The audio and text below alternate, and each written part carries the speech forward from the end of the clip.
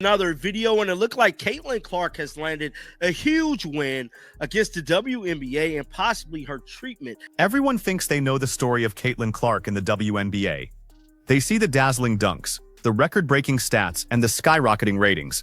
But what actually happened behind the scenes, especially with that initial shove incident, is far more complex and reveals a shocking truth about how the league handles its stars.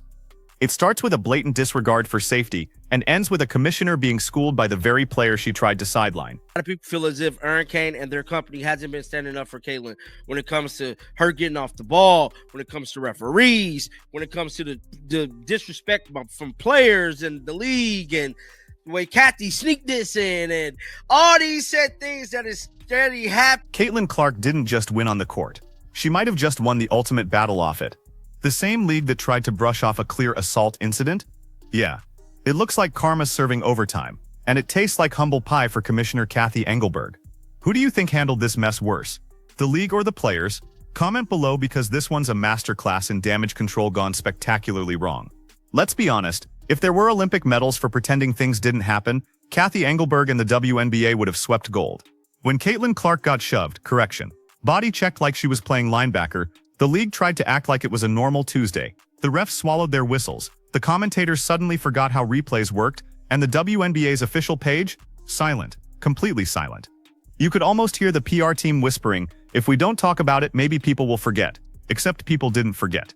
And Caitlin Clark are talking to the official. They're both going at it saying, hey. Oh. Fans flooded social media. ESPN anchors couldn't avoid the topic. And even casual viewers were asking, wait, why isn't anyone saying anything? Because when a rookie who's boosting your TV ratings by 300% gets assaulted on national television, you don't get to play the move-on card. But Cathy Engelberg did. She played it proudly, and for weeks the WNBA circled the wagons. Players called fans haters. Reporters got shut out of locker rooms for asking questions. And Caitlin, she stayed quiet. She didn't go crying on social media. She didn't make a scene. She just kept showing up, scoring points, and pretending the league's silence didn't bother her. And that's what made the league nervous. Because here's the thing, silence is powerful when you're winning, and Caitlin kept winning. Every interview, every crowd, every TV stat, she became the story that the WNBA couldn't control. The same media the league used to ignore her fans suddenly couldn't get enough of her. I had to talk about a story that's very, very important. And albeit indirectly, it involves Caitlin Clark, the Department of Justice, and quite possibly the President of the United States himself. Somebody got to say it, so I'm going to say it. But one thing I will not do is take credit for this. I am looking at the Wall Street Journal. Then the twist came. Reports leaked that Clark and her camp had been in talks with legal advisors after the incident video went viral again. It was time, with millions of views and commentators outright calling it an assault. The moment that word entered the conversation, assault, things shifted. Because now it wasn't just a sports argument. It was a workplace safety issue. It was a PR nightmare wrapped in a legal time bomb. And Cathy Engelberg, for all her corporate calm image, started feeling the heat. The dancers, the people actually paying those league bills, wanted answers. They didn't sign million-dollar deals for a league that looks like a brawl highlight reel. That's when the official review suddenly appeared out of nowhere. You know, the same review that magically didn't exist 3 weeks earlier. The WNBA announced that proper measures had been taken and that sportsmanship is a priority, which is fancy code for, we're not doing anything, but please stop talking about it. And marketable. Instead of protecting its transformative star, the league's leadership ignores the relentless targeting of Ms. Clark, treating its greatest asset as if she were a PR headache. That approach could turn into a league. But the fans didn't. The reporters didn't. And Clark's camp, they didn't either. Behind the scenes, Caitlin's team started pushing back, quietly but firmly.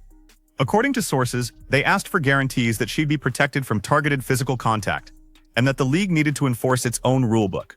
Sounds basic, right? You'd think a professional league would already be doing that. Apparently not, because that's when Cathy's PR bubble started to pop. Sponsors began sending concern letters. Networks began pressing about safety clauses in their contracts.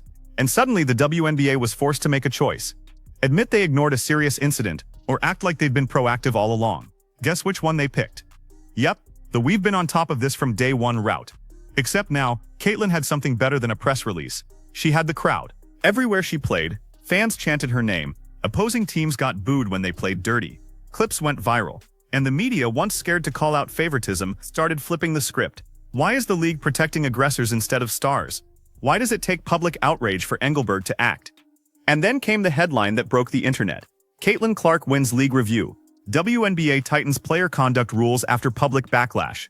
The win wasn't about an apology or suspension. It was about forcing the WNBA to admit that Clark was right. For months, they treated her like a PR inconvenience.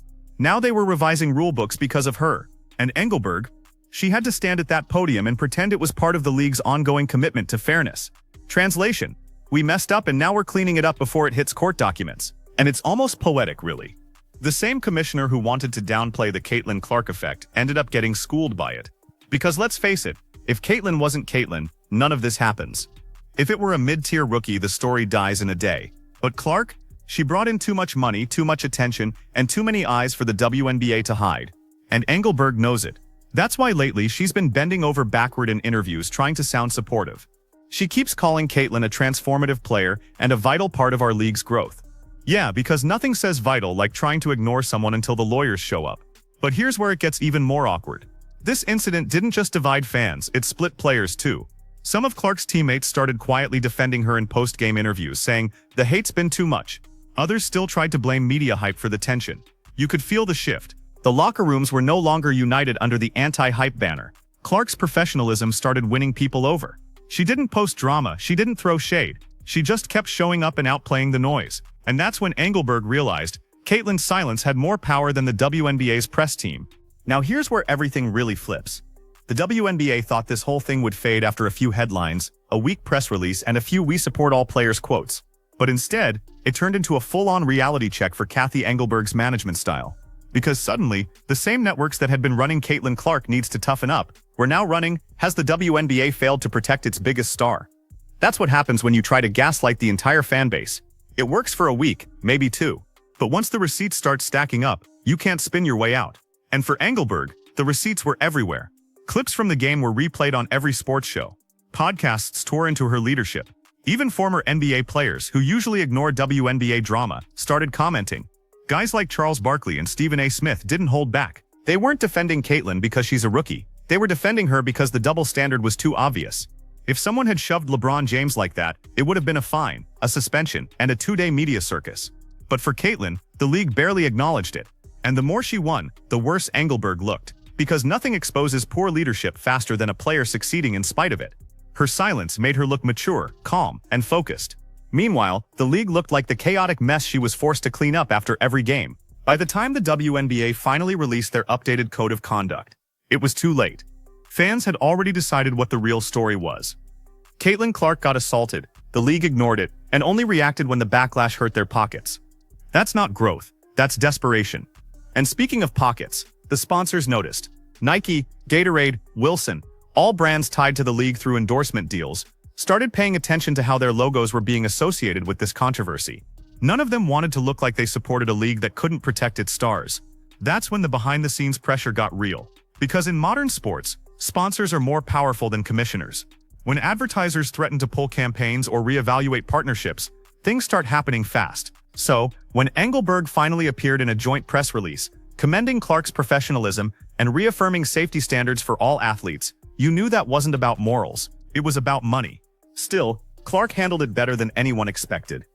In her latest interview, she laughed about how she used to get nervous before matches, saying she now feels like she's exactly where she's supposed to be. You could tell she wasn't just talking about tennis, she was talking about control. She finally had it.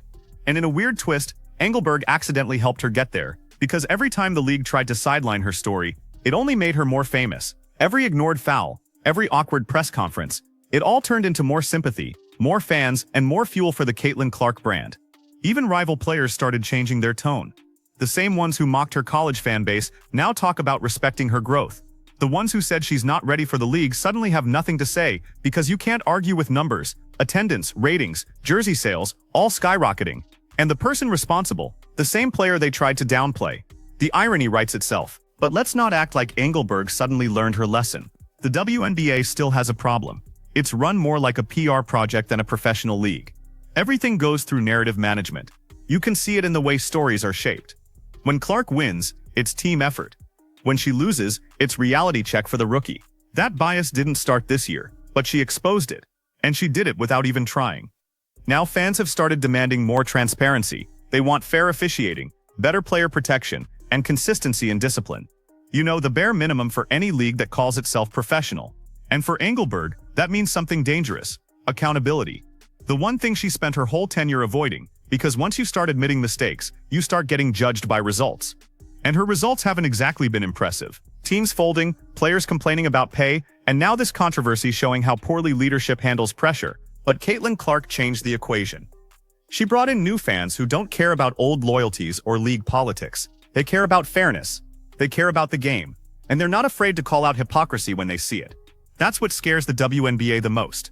The new audience can't be manipulated with spin. They saw the incident. They saw the silence. And now they've seen Caitlin win on and off the court.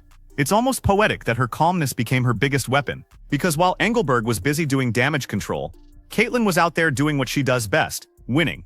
Every interview now feels like a reminder that she's the face of the league, whether Engelberg likes it or not. She talks about prayer, staying grounded, being grateful, things the league can't fake in a press statement. That's what makes her unstoppable. You can't outspin authenticity. And now Engelberg knows she can't control Caitlin Clark. She can only hope to keep up. So when people say Caitlin Clark won, they're not just talking about a review or a rule change. They're talking about the shift in power. For the first time in years, the fans, not the commissioner, are shaping the league's direction. That's the part Engelberg didn't expect. She thought Clark was just another star. She didn't realize she was a turning point. And now, every time a WNBA player steps on the court, they're playing in the league Caitlin Clark forced into being. One that finally has to care about fairness, visibility, and accountability.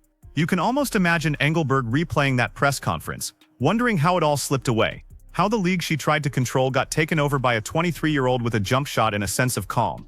Well, Kathy, it slipped away the moment you underestimated the fans, because you can't silence the people who pay the bills, and you can't bury a story when the whole internet's watching. Caitlin Clark didn't need to yell, sue, or post. She just needed to keep playing. And somehow, that quiet strength and grit an entire league office. So yes, instant regret might be putting it lightly.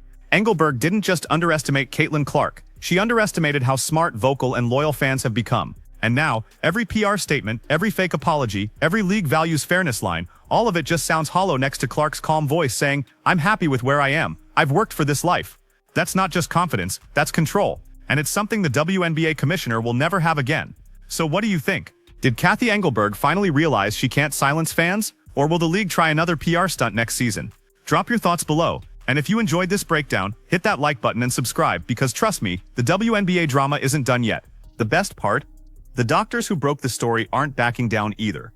They've been doing interviews explaining exactly why the Fever's version of events made no medical sense. One even said, "It's highly unlikely a professional athlete with multiple groin strains could return to full movement in under 2 weeks." Translation: Stephanie White, you're full of it. And the timing of everything makes her look even worse. Remember when she said Caitlin was almost ready right before that road trip? Yeah.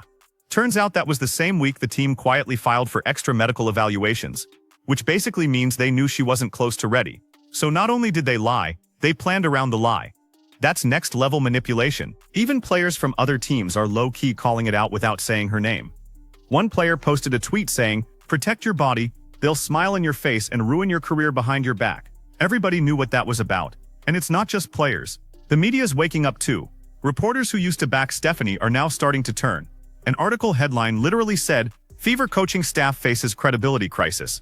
Yeah, credibility crisis. That's journalist code for, "We caught you lying." But let's go back to the core of this. Why lie in the first place? Because the team was desperate. The Fever season was hanging by a thread. And instead of being transparent, they tried to fake optimism. You know the classic, "she's fine just resting" routine. The problem is when you keep saying that for 3 months, people start connecting dots. Fans realize something wasn't right. Caitlin's body language said it all. She wasn't injured anymore. She was frustrated. She wanted to play, and they were holding her back. And if that's true, that's not just bad leadership. That's sabotage. There's this clip floating around from a post-game presser where Stephanie said, "We're being cautious with Caitlin." Meanwhile, she'd already been cleared by her personal doctors to start scrimmaging. You can literally see the assistant coach's face twitch when she says it. Like even he didn't believe what was coming out of her mouth. Now that the receipts are out, everything about her interviews looks off. The fake smiles, the vague medical talk, the she's feeling good lines, all of it looks like damage control in real time. And fans are brutal. One tweeted, Stephanie White treating Caitlin Clark's recovery like a Netflix cliffhanger. Another wrote, can someone tell the Fever this isn't the CIA? We can handle the truth. That's the internet for you. They turn everything into a joke, but there's always truth behind the punchlines. At this point, Stephanie White's best move might be to lay low for a while. Because every time she opens her mouth, it just gets worse. The internet's calling it the Caitlin cover-up. The memes are flying. And while it's hilarious to watch unfold, it's also sad. Because this whole thing could have been avoided if honesty had just been the first option. So yeah, instant regret definitely hit, but the damage is already done. Stephanie White wanted control. Now she's lost it. The doctor spoke, the fans saw through it, and the truth's out. Caitlin's fine, but that coaching reputation, not so much. What do you think? Did the Fever get punished for this, or just fire her already? Drop your thoughts below, hit like, and don't forget to subscribe for more.